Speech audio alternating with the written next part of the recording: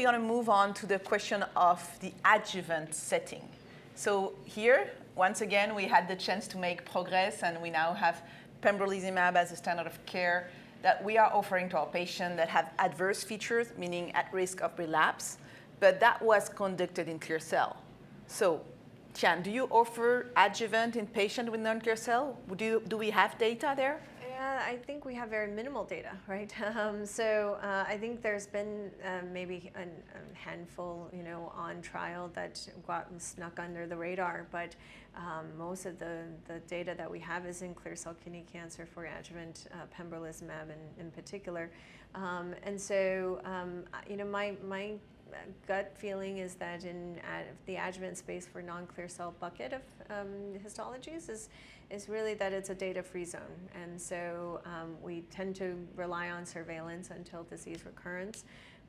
Hopefully, hoping that these patients don't have disease recurrence.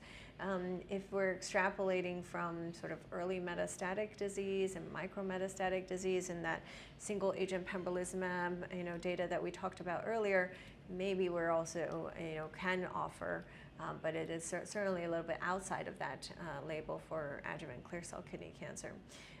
Now, when I love to offer trials for our patients too in this space, and there is one in development in the NCTN out of the Emory group, and so pembrolizumab versus pembrolizumab with tivozanib, and then there's also one that was highlighted today by Tony Schwery, you'll have to help me.